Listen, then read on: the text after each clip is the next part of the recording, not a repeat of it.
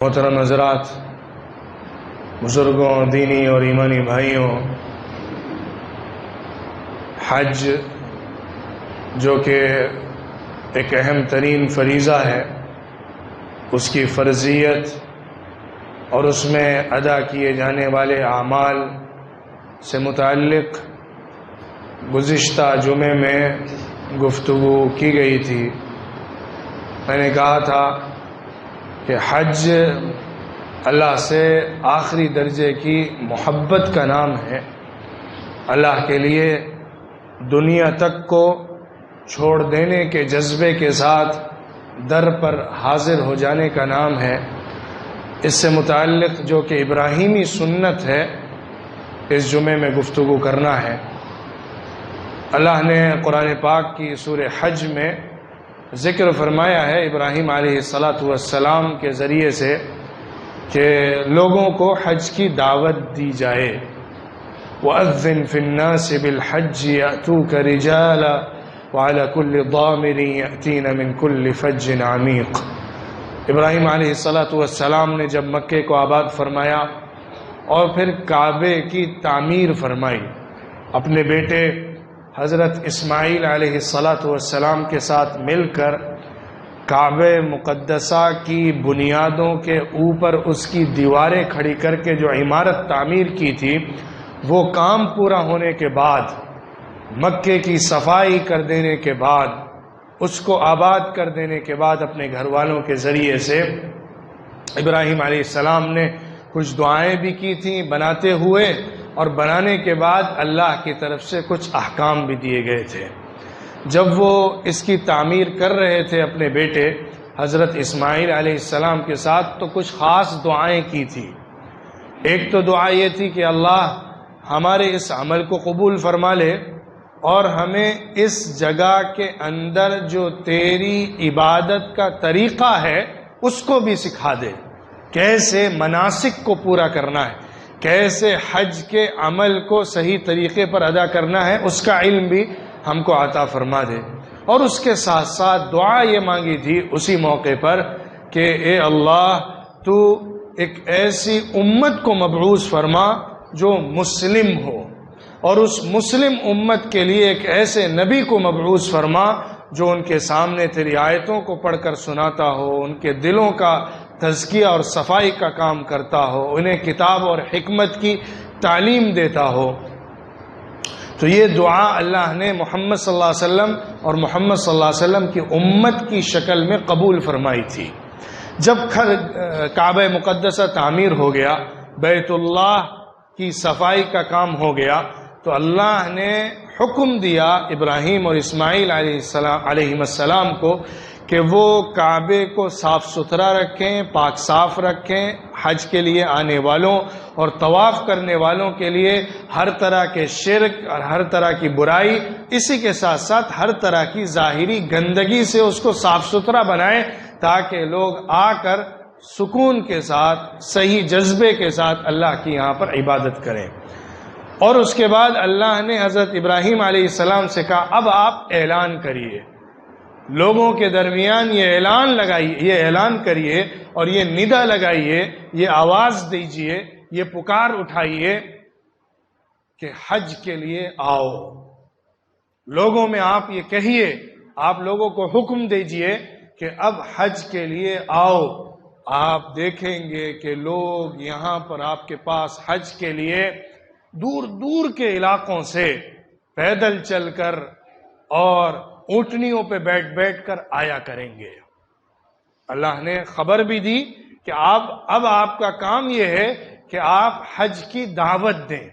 اور آپ دیکھیں گے کہ لوگ دور دور کی بستیوں سے یہاں کا قصد کر کے آئیں گے۔ ظاہر ہے پھر اس کے بعد اس کی جو نگرانی تھی وہ حضرت اسماعیل علیہ السلام سنبھالا کرتے تھے۔ حضرت ابراہیم علیہ السلام تو شام میں فلسطین کی بستی میں رہا کرتے تھے، مکے آیا جایا کرتے تھے۔ کعبے کی تعمیر ہو گئی، لوگوں کے لیے حج کا انتظام کیا گیا، اللہ نے حج کا طریقہ ابراہیم علیہ السلام کو سکھایا، لوگوں کو دعوت دی گئی اور لوگ حج کے لیے آنا شروع ہوئے۔ حج کا طریقہ ابراہیم علیہ السلام کی سنت کے مطابق ادا کیا جانے لگا۔ کعبۃ اللہ کا طواف کیا جاتا تھا، اور اس کے ساتھ ساتھ مینا اور دوسرے مقامات کے جو اعمال ہوتے ہیں وہ بھی انجام دیے جاتے رہے ہوں گے، یہاں تک کہ محمد صلی اللہ علیہ وسلم تشریف لائے، آپ نبی بنائے گئے، آپ اپنی امت کو لے کر پورے دین کو پیش کر رہے تھے۔ اسی میں اخیر زمانے میں حج کا موقع ملا حضور اکرم صلی اللہ علیہ وسلم کو، جیسا کہ میں نے ذکر کیا تھا گزشتہ جمعے میں کہ سن 9 ہجری میں حضرت ابو بکر صدیق رضی اللہ عنہ وفد لے کر حج کے لیے تشریف لائے تھے۔ اس کے اگلے سال 10 ہجری میں حضور اکرم صلی اللہ علیہ وسلم نے حج ادا فرمایا تھا، بہت سارے مسلمانوں کے ساتھ، جن کی تعداد 1 لاکھ سے اوپر لکھی گئی ہے۔ تو اس موقع پر حج کے تمام اعمال جو کچھ ہوتے ہیں وہ سب واضح کیے گئے تھے حضور صلی اللہ علیہ وسلم کی شریعت کے اعتبار سے۔ یاد رکھیے، حج کرنے کا جو اصل طریقہ ہے وہ تو ابراہیم علیہ السلام سے چلا آ رہا ہے، اور ابراہیم علیہ السلام سے چلتے چلتے ان کے بعد کی امتوں نے بھی اس کو پورے طور پر کیا ہے، لیکن اس کے اندر وہ لوگ خرابیاں پیدا کر دیتے تھے، شرک کو داخل کر دیتے تھے، غلط عمل اس کے اندر لے آتے تھے۔ البتہ مین اسٹرکچر جو تھا، یا حج کا جو مین پرنٹ تھا یوں کہہ لیجئے، وہ ابراہیم علیہ السلام کے طریقے پر ہی چل رہا تھا۔ عرفہ حج کا اصل رکن مانا جاتا تھا، عرفہ جایا جاتا تھا، مزدلفہ آیا جاتا تھا، مینا میں ٹھہر کر قیام کیا جاتا تھا، کعبۃ اللہ کا طواف کیا جاتا تھا، لیکن ان ساری چیزوں کے ساتھ کچھ خرابیاں جوڑ دی تھی مشرکین مکہ نے۔ اپنے زمانے میں شرک کرنے کی وجہ سے انہوں نے کچھ برائیاں شامل کر دی تھی۔ مثال کے طور پر کعبۃ اللہ کا طواف ہوتا تھا، لیکن ان کی شرط یہ تھی کہ باہر سے آنے والے جو لوگ ہیں وہ نیا لباس پہن کر ہی طواف کر سکتے ہیں، یا مکے والوں سے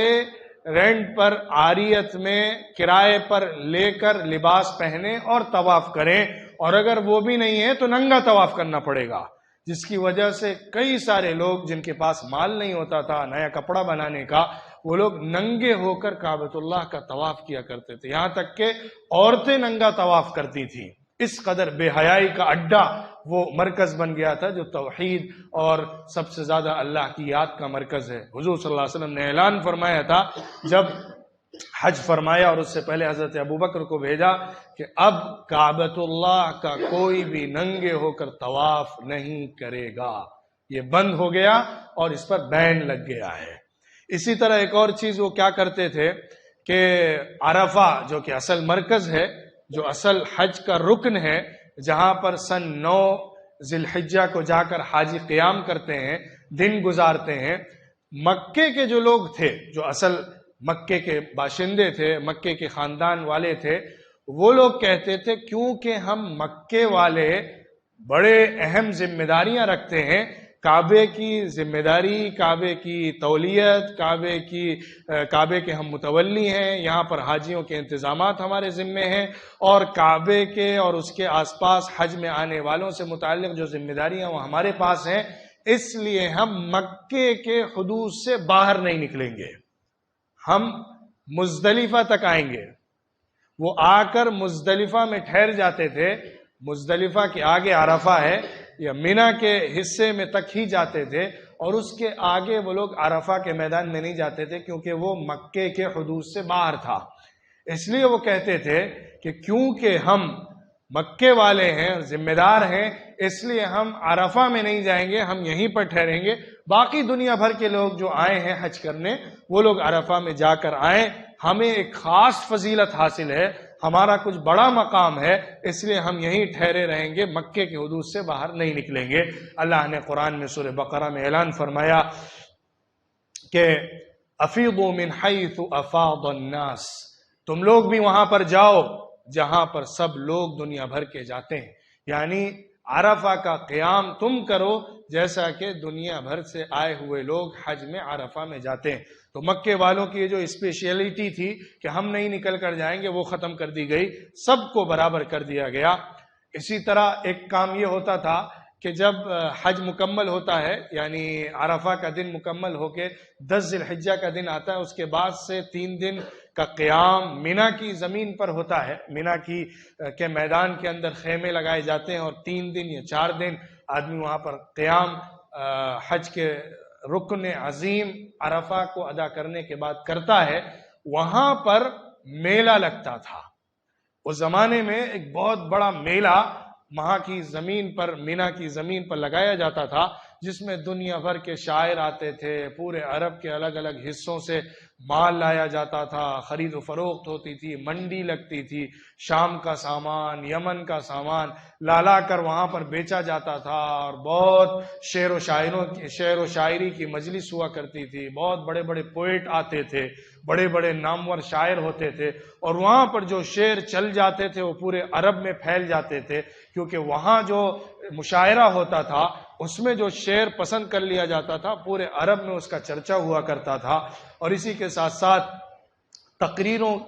کا مقابلہ ہوتا تھا، خطبے پیش کیے جاتے تھے، اپنے باپ داداؤں کے تذکرے ہوتے تھے، ہر خاندان اپنی بڑائی بیان کر رہا ہوتا ہے،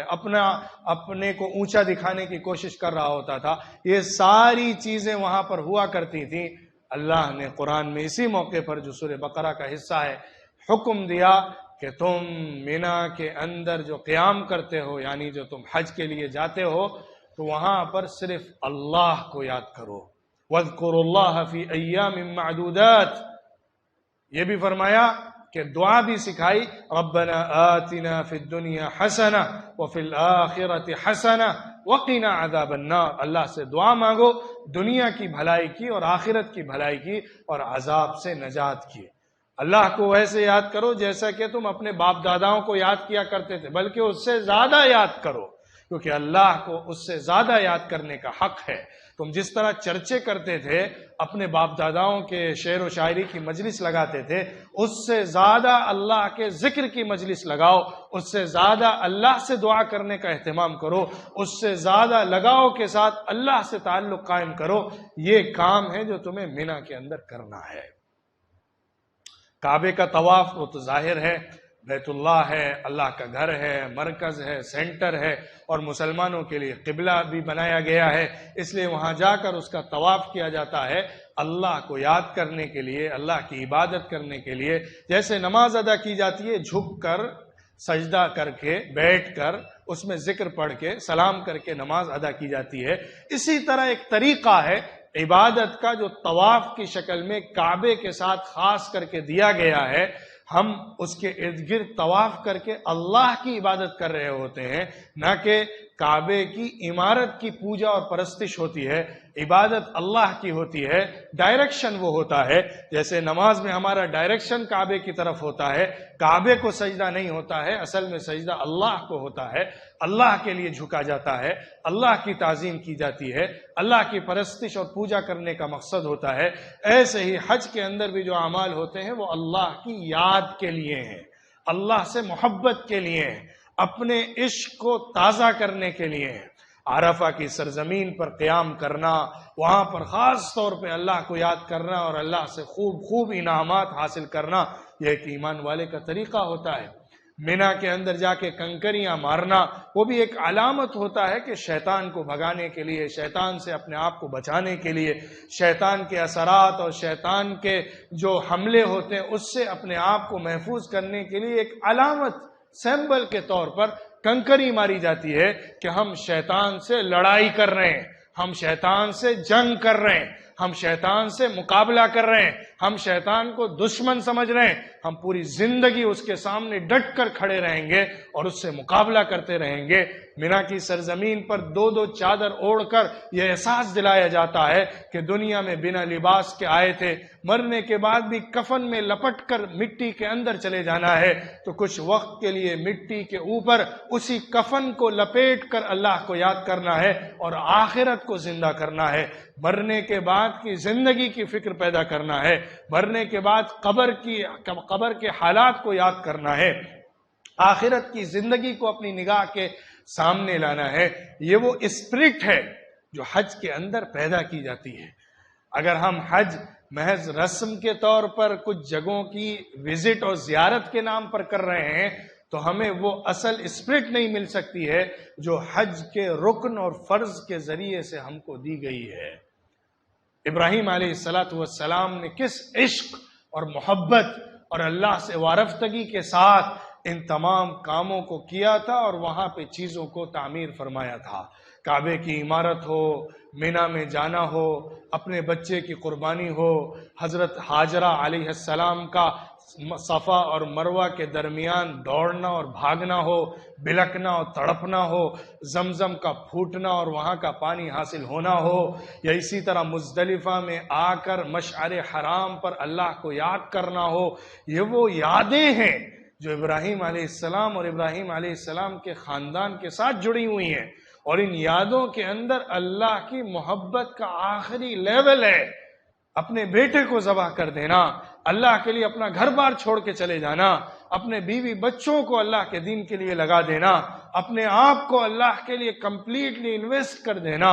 اللہ سے محبت اور عشق میں ساری حدوں کو پار کر جانا، اور ایک اللہ کا آخری درجے میں محبت کرنے والا بندہ بن کر دکھانا کہ اللہ اس کے بعد خلیل اللہ کا ٹائٹل دے دے. خلیل اللہ، اللہ کا بہت ہی جگری محبوب ترین انسان. ابراہیم علیہ السلام کا یہ لقب ہے، ابراہیم علیہ السلام کا یہ ٹائٹل ہے. اللہ نے ان کو خلیل اللہ کا لقب دیا ہے. خلیل خلہ سے بنا ہے، اور خلہ محبت کا بہت ہائی لیول کا جو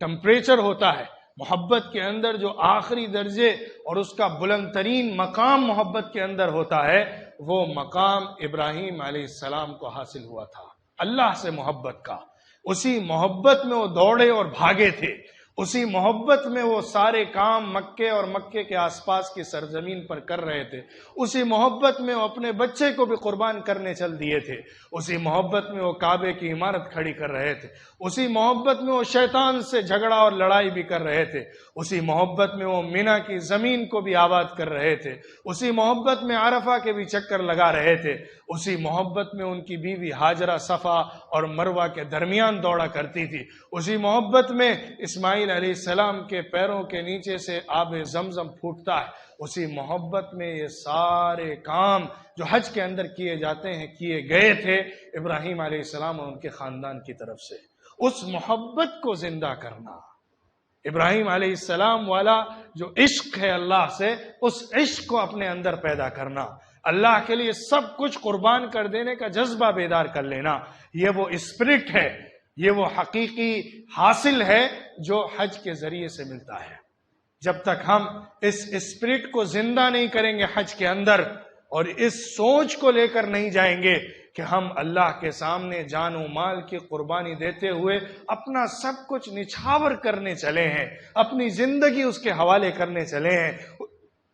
اور اس کے در پر اپنے آپ کو پیش کرنے جا رہے ہیں، اور پھر وہاں سارے عمل کرتے ہوئے ابراہیم علیہ السلام کی سنت، ابراہیم علیہ السلام کی محبت، اسماعیل علیہ السلام کا عشق، حضرت ہاجرہ کی قربانی، ان ساری چیزوں کو یاد کر کے جب اللہ کی محبت سے سرشار ہو کر ایک بندہ وہاں پہ حج کے عمل کرتا ہے، تو اس کے بعد پھر اس کی زندگی پر بڑا گہرا اثر پڑتا ہے، اور اس کی زندگی کمپلیٹلی چینج ہو جایا کرتی ہے، کیونکہ یہ زندگی کا ایک ٹرننگ پوائنٹ ہوتا ہے. جیسے ہماری زندگی میں بہت سارے ٹرننگ پوائنٹ آتے ہیں، شادی بھی زندگی کا ایک سوشل لائف کے اندر ٹرننگ پوائنٹ ہوتا ہے، ایسے ہی حج کا جو عمل ہوتا ہے، حج کی جو عبادت ہوتی ہے، وہ اسپریچول لائف کے اندر ایک زبردست ٹرننگ پوائنٹ ہوتا ہے. ہمیں اس کو اگر صحیح محبت کے ساتھ ادا کرنا آ گیا تو اس کے بعد ہمیں زندگی کا مقصد اور زندگی کے بعد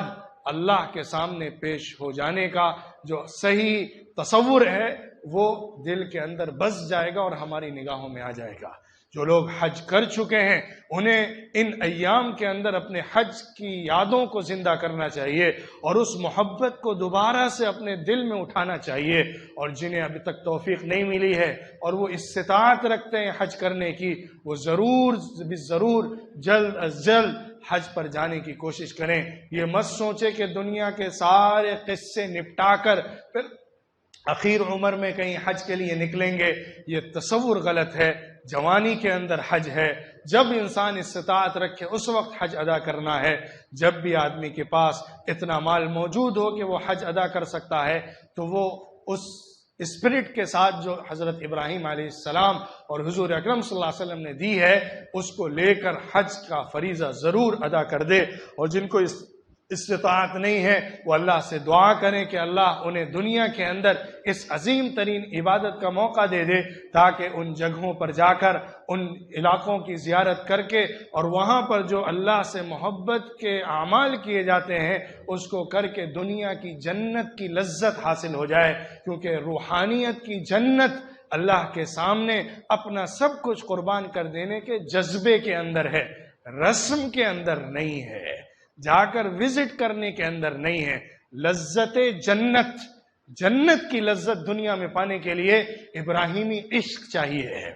محمد صلی اللہ علیہ وسلم والی محبت چاہیے۔ جس نے اپنے اندر وہ محبت پیدا کر لی، خدا کی قسم دنیا میں اس سے زیادہ مالدار کوئی نہیں ہے، دل کا مالدار، اللہ کو پہچاننے والا، اللہ کے سامنے اپنا سب کچھ قربان کر دینے کا جذبہ رکھنے والا، دنیا کی حقیقت کو سمجھ جانے والا، دنیا کو پیروں کے نیچے روندنے والا، دنیا میں دو لباس اوڑھ کر موت کو یاد کرنے والا، اللہ کے سامنے پہنچ جانے کا خیال زندہ کرنے والا، دنیا کے اندر آخرت کو دیکھ کر چلنے والا۔ یہ جذبہ محبت سے پیدا ہوتا ہے، جو اللہ کی محبت، اللہ کے دین کی محبت اور اللہ کے مقامات مقدسہ کی محبت سے پیدا ہوتا ہے۔ ہمیں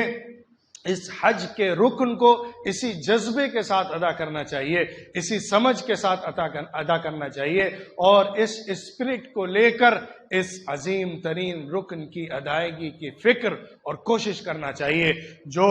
حج کے لیے جا رہے ہیں انہیں چاہیے کہ اپنی فکر کریں، اپنی نیت کی فکر کریں، اپنے جذبے کو زندہ کریں اور کوئی عمل سنت کے خلاف نہ ہونے دیں۔ حضور اکرم صلی اللہ علیہ وسلم نے جس طرح سے عمل کیا اسی طریقے پر کرنے کی کوشش کریں۔ حضرت عبداللہ ابن عمر رضی اللہ عنہ تو اس قدر سنت کے فالوور تھے، ان کا معاملہ یہ تھا کہ وہ مدینہ منورہ سے مکہ حج کے لیے جب آیا کرتے تھے تو وہ یہ تک دیکھتے تھے کہ حضور صلی اللہ علیہ وسلم استنجے کے لیے کہاں رکے تھے، کہاں بیٹھ کر استنجے کے لیے آپ نے قیام فرمایا تھا، وہاں پر ٹھہرتے تھے اور استنجا کر کے آگے بڑھتے تھے۔ اتنا زیادہ سنت کا اہتمام کہ حضور صلی اللہ علیہ وسلم نے جیسا کیا ہے میں بھی بالکل فالو کرتے ہوئے اسی طریقے پر حج کو ادا کروں گا۔ تو ہم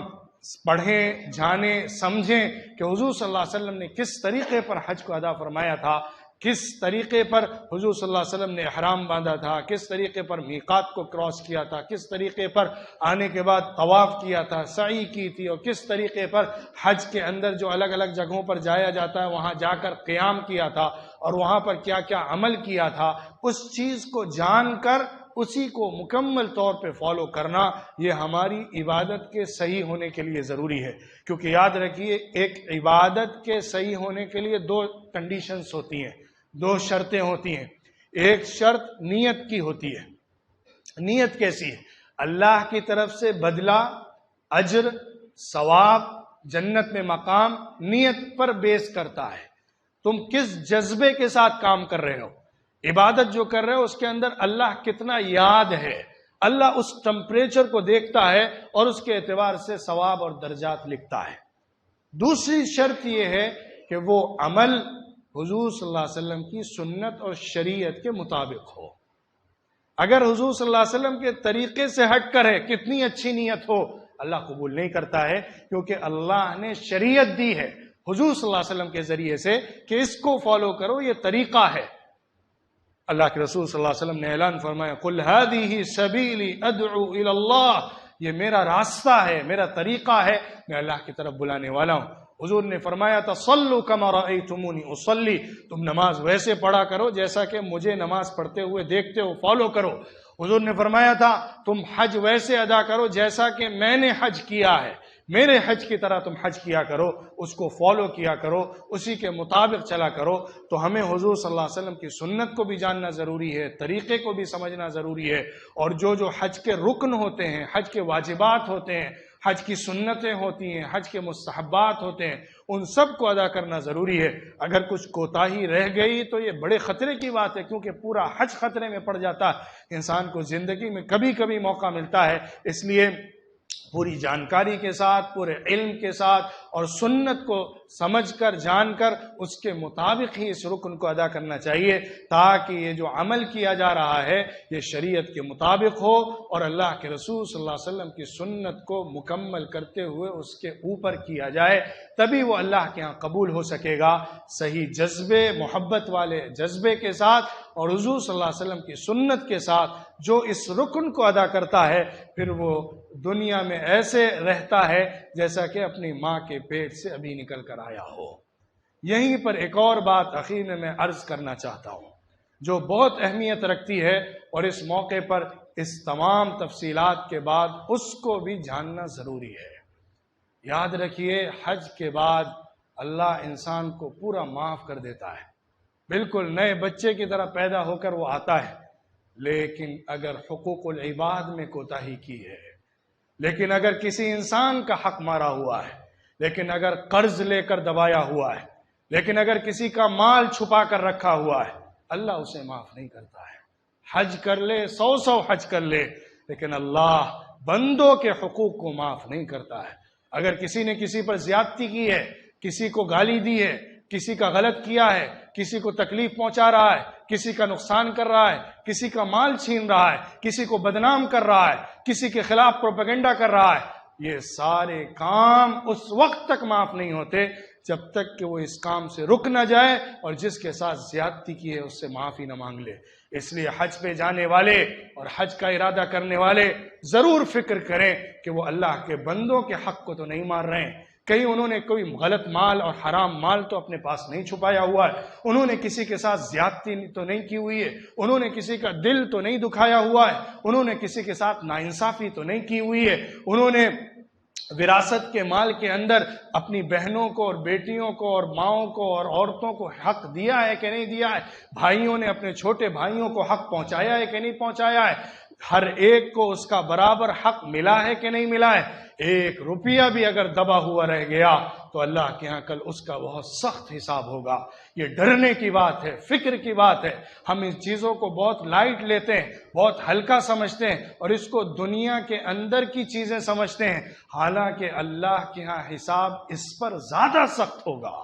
اس پر اللہ کے ہاں پوچھ تاچھ زیادہ سخت ہوگی۔ اس لیے ہمیں اپنے معاملات کو صاف کر لینا ہے۔ ہم نے اگر کہیں پر بھی کوئی غلطی کی ہے، کوئی حرام مال لیا ہے یا کسی کا بھی حق دبائے ہوئے ہیں تو اسے ضرور ادا کر دینا چاہیے، ورنہ حج بھی اس کی معافی نہیں دلا سکے گا۔ ہمیں صحیح سمجھ کے ساتھ حقوق العباد کو ادا کرنا ہے اور صحیح جذبے کے ساتھ اللہ کی محبت کے ساتھ حقوق اللہ کو ادا کرنا ہے۔ یہی دنیا کی کامیابی ہے اور یہی سیدھا راستہ حضور اکرم صلی اللہ علیہ وسلم کا طریقہ ہے، اور آخرت کی سرخروئی بھی اسی میں چھپی ہوئی ہے۔ اللہ تعالی ہم سب کو صحیح جذبے کے ساتھ، نیت کے ساتھ اور سیرت اور سنت کے مطابق عبادتوں کو کرنے والا بنائے اور حقوق العباد کو ادا کرنے والا بنائے۔ کسی کا ادنا سے ادنا حق بھی ہمارے اوپر بچا نہ رہے اور اس کا سوال آخرت میں نہ ہو۔ وآخر دعوانا ان الحمد للہ رب العالمین۔